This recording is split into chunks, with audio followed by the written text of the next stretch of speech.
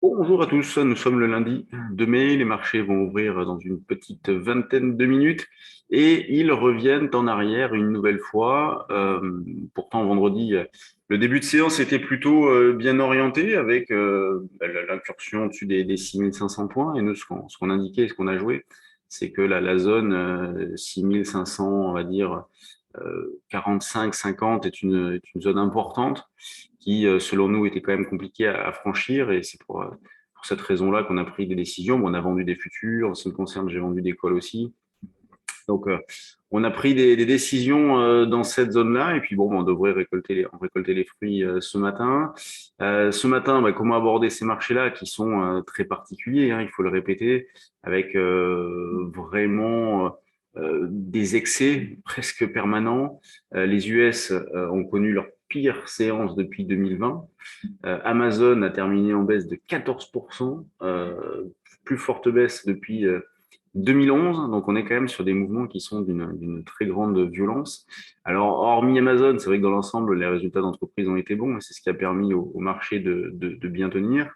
Ça touche à sa fin quand même, hein. Là, c'est la période des publications, donc on va voir quels vont être les prochains drivers, même si les menaces restent toujours très importantes, hein, on va pas le répéter.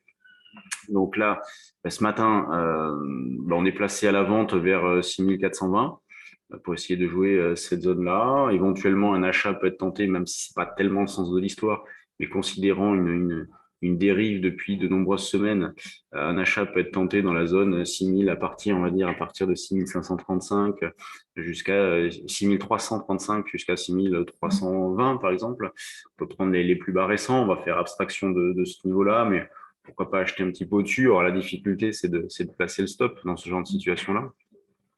Autant sur des ventes, c'est assez facile.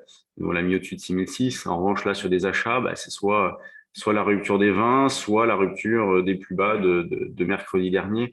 Vous imaginez ce mouvement, hein, mercredi dernier, le matin, on fait un plus bas, et vendredi matin, on fait un plus haut, hein, sur une période quand même un petit peu longue.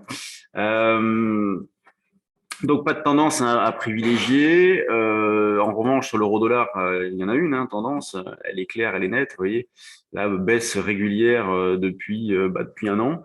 On est sur des plus bas, donc comme je l'évoquais la semaine dernière, on est sur des plus bas vous voyez, il faut revenir à 2000. Alors là, c'était 2020. Là, on revient sur 2015-2016, autour d'un 0,5. Donc, que faire dans ce genre de situation-là? Bien évidemment, il faut essayer de vendre. Alors après, il faut guetter les petits signes d'arrêt, pas forcément de reprise, d'arrêt. Il y en a un signe d'arrêt d'ailleurs, puisque bon, là la baisse s'est accélérée en début de semaine dernière, et puis depuis jeudi, il se passe plus grand-chose. Donc vendredi, on a même amorcé un petit bout de reprise. Ce matin, on repart à la baisse, c'est pas méchant. Après, pourquoi pas acheter des calls? Je vais voir ce qu'il est possible de faire, mais j'avais regardé la semaine dernière, la volatilité était un peu élevée là sur l'eurodoll. Mais pourquoi pas? Pourquoi pas pour favoriser le travail à la vente, soit pour jouer un rebond, favoriser le travail à la vente.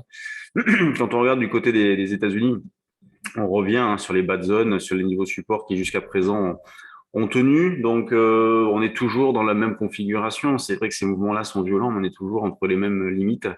Donc, on va partir du principe que ça devrait durer jusqu'au moment où le marché nous enverra des signaux de changement de contexte, avec un vrai directionnel. On va dire qu'il n'y a pas de tendance sur le fond, mais un billet baissier à court terme un petit peu partout, avec un point d'interrogation quant au potentiel, dans la mesure où on revient dans le bas de la zone. Vous voyez, c'est pas évident, mais c'est exactement ça. L'analyse graphique technique, là, c'est exactement ça.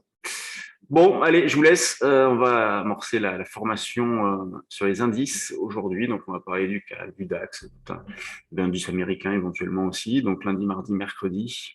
Et puis, la semaine prochaine, on aura notre formation sur les options lundi et mardi. Donc, là, pour les indices, c'est trop tard pour s'inscrire. Mais pour les options, si vous souhaitez participer, ça sera la semaine prochaine. Il est encore temps. Allez, sur ce, bonne séance et puis on se retrouve demain. Salut!